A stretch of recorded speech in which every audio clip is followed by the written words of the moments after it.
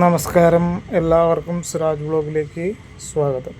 ഇന്ന് നമ്മൾ പറയാൻ പോകുന്നത്, നിങ്ങൾ കണ്ടിട്ടുണ്ടാവും, കാളി ഉപാസകരായിട്ടുള്ള നമ്മുടെ പ്രിയ സഹോദരങ്ങൾക്ക് വേണ്ടി ഇപ്പോഴെടുത്തവരും അല്ലെങ്കിൽ ഇനി എടുക്കാൻ ആഗ്രഹിക്കുന്നവരുമായിട്ടുള്ളവർക്ക് വേണ്ടിയിട്ടാണ് നമ്മൾ ഈ വീഡിയോ ചെയ്യുക. ഒരുപാട് പേര് കാളി ഉപാസന എടുത്തിട്ട് അല്ലെങ്കിൽ ദേശാത്തിൻ്റെ ഉപാസനയൊക്കെ എടുത്തിട്ട് ഞങ്ങൾക്ക് ഓരോ ദിവസവും കഷ്ടപ്പാട് മാത്രമേ ഉള്ളൂ എന്ന് പറയുന്നത്. അപ്പോൾ ഞാൻ ലാസ്റ്റ് ഒരു ചോദ്യം ചോദിച്ചു, നിങ്ങൾ എത്ര കഷ്ടപ്പെട്ടാലും അവസാനം നിങ്ങൾക്ക് വിജയം ഉണ്ടോ എന്ന് ചോദിച്ചു. അപ്പോൾ ഉണ്ടെന്ന് പറഞ്ഞു. അപ്പോൾ ഉപാസന കറക്റ്റാണ് എന്ന് വെച്ച് കഴിഞ്ഞാൽ കാളി ഉപാസന എന്ന് പറഞ്ഞു കഴിഞ്ഞാൽ ഏറ്റവും പെട്ടെന്ന് പ്രസാദിക്കുന്നവളും ഏറ്റവും കൂടുതൽ ദേഷ്യമുള്ളവളാണ് ഭദ്രകാളി എന്ന് പറയാം, അമ്മ. അപ്പോൾ അമ്മയുടെ ഉപാസന എടുക്കുമ്പോൾ നിങ്ങൾ ഒന്ന് ചിന്തിക്കുക, അമ്മ നമ്മുടെ ചുറ്റും 1000 ശത്രുക്കളെ അല്ലെങ്കിൽ പറയുകയാണെങ്കിൽ ദാരുകന്മാരെ തന്നെ നമുക്ക് ചുറ്റും വിടുന്നതാണ്. നമുക്ക് ചീത്തപ്പേര്, കുടുംബകലഹം, എല്ലാത്തിലും നമ്മൾ അമ്മ വിഷമിപ്പിക്കും. നമ്മുടെ മുൻജന്മ പാപങ്ങൾ അമ്മ നമ്മളിൽ നിന്ന് കഴുകി കളയുന്നതാണ്. അമ്മ കൂടെ ഉണ്ടെന്ന് അതിനർത്ഥം എന്ന് വെച്ച് കഴിഞ്ഞാൽ എന്ത് തന്നെ പ്രശ്നങ്ങളുണ്ടായാലും 100,000 പ്രശ്നങ്ങൾ നമുക്ക് ഉപാസന ഘട്ടത്തിലുണ്ടാവും. അതിലൊക്കെ അമ്മ നമ്മളെ സംരക്ഷിച്ച് കൂടെ നിർത്തും. അവസാന വിജയം നമ്മളിലേക്ക് തന്നെ കൊണ്ടുവരും. ഉപാസന എടുത്തവർ പകുതി പേര് നിർത്തിപ്പോകാനുള്ള കാരണം എന്ന് വെച്ച് കഴിഞ്ഞാൽ പരീക്ഷിക്കും. ലാസ്റ്റ് അവസാന നിമിഷത്തിൽ അമ്മ കൊണ്ടുവന്ന് നമുക്ക് വേണ്ട കാര്യങ്ങളൊക്കെ തരുന്നതാണ്. നമ്മൾ ഉപാസന അമ്മേനെ വിട്ടുപോയിരിക്കുക, അമ്മയെന്ന് അങ്ങ് വിളിക്കുക. അപ്പോൾ ഉപാസന എടുക്കുന്നവരാരും ശ്രദ്ധിക്കുക എന്ന് വെച്ച് കഴിഞ്ഞാൽ അമ്മയുടെ പരീക്ഷണം കൂടുതലായിരിക്കും. നമ്മൾ ലാസ്റ്റ് ചിത്തപ്പേര്, കുടുംബകലം, അങ്ങനെയുള്ള രോഗായ ദുരിതങ്ങളൊക്കെ നമ്മളിലേക്ക് വരും. എന്നാലും എത്ര കാട്ടുതീ വന്നാലും അമ്മ നമ്മളതിനകത്തുനിന്ന് സംരക്ഷണം നിർത്തും. ഇതാണ് കാളി ഉപാസനയുടെ പൊതുവായിട്ടുള്ള കാര്യം. അപ്പോൾ ഉപാസന എടുക്കുന്നവരാണെങ്കിലും ഉപാസന എടുത്തവരാണെങ്കിലും ഇത് മനസ്സിലാക്കി അമ്മേനെ കൂടുതൽ വിളിക്കുക. എത്രത്തോളം അമ്മേനെ വിളിക്കാൻ പറ്റുമോ അത്രത്തോളം നല്ലതാണ്. അമ്മ തന്നെയല്ല, ഏത് മൂർത്തികളാണെങ്കിലും പരീക്ഷ ഉണ്ടാവും. അപ്പോൾ അതൊക്കെ കഴിഞ്ഞതിന് ശേഷമായിരിക്കും നമുക്ക് രക്ഷപ്പെടുക. അപ്പോൾ നമ്മൾ ചിന്തിക്കും, ഉപാസന എടുക്കുന്ന അവൻ ആ കർമ്മീനെ നോക്കുക, അവൻ ഭദ്രകാളി ഉപാസകനാണ്, അവന് പെട്ടെന്ന് നമുക്കെന്താ കിട്ടുക, നമ്മുടെ ഉപാസന കറക്റ്റല്ല. അതുകൊണ്ടല്ല, നമ്മുടെ മുൻജന്മ പാപങ്ങളും നമ്മുടെ മനസ്സിനെ, മാനസിക ബലത്തെ കൂട്ടിക്കൊണ്ടുവരാണ് അമ്മ ചെയ്യുന്നത്.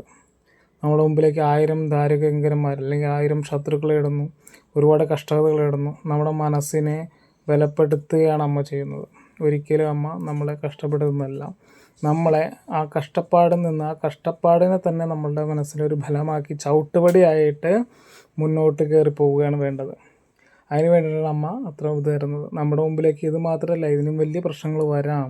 അതിനെയൊക്കെ തരണം ചെയ്ത് അമ്മേനെ വിളിക്കാൻ വേണ്ടിയിട്ടാണ് നമ്മൾക്ക് ഇത് തരുന്നത്. അപ്പോൾ അതുകൊണ്ട് ഉപാസന എടുത്തവർ ആരും നിർത്തി പോകണ്ട.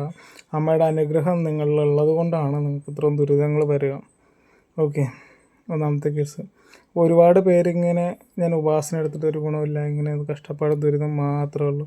ആ കഷ്ടപ്പാടും ദുരിതത്തിൽ നിന്ന് അമ്മേനെ അടിയുറച്ച് വിശ്വസിക്കാൻ നമ്മുടെ എല്ലാ ദുരിതങ്ങളും നമ്മൾ അതിനകത്ത് ചവിട്ടിപ്പിടി അതിനെ നമ്മൾ ഇങ്ങനെ നിർത്തിയാൽ നമ്മുടെ ഇവിടെ നിന്ന് നമ്മൾ ചുറ്റും കറങ്ങുന്ന ആ ദോഷങ്ങളെ അല്ലെങ്കിൽ ആ ശത്രുക്കളെ അല്ലെങ്കിൽ എന്താ പറയുക, ആ നമ്മുടെ ദുഷ്ടകർമ്മങ്ങളെ എല്ലാം നമ്മൾ ചുറ്റും കിടന്ന് കറങ്ങുന്നതിനെ നമ്മുടെ കാൽച്ചുവട്ടിലേക്ക് അമ്മ നമ്മളിലേക്ക് കൊണ്ടുവരണം. അതിനെ ഒരു ചവിട്ടുപടിയായിട്ട് അടുത്ത സ്റ്റെപ്പിലേക്ക് വേണം നമ്മുടെ ഉപാസനയിലേക്ക് കാലെടുത്ത് വെക്കാൻ.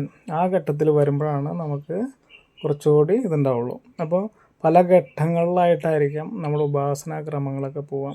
അപ്പോൾ ഉപാസന എന്താണെന്നും ഉപാസന എങ്ങനെ എടുക്കേണ്ടതെന്നുള്ള വീഡിയോസൊക്കെ മുന്നിൽ ചെയ്തിട്ടുണ്ട്. അപ്പോൾ അത് കാണാത്തൊരു കാണുക.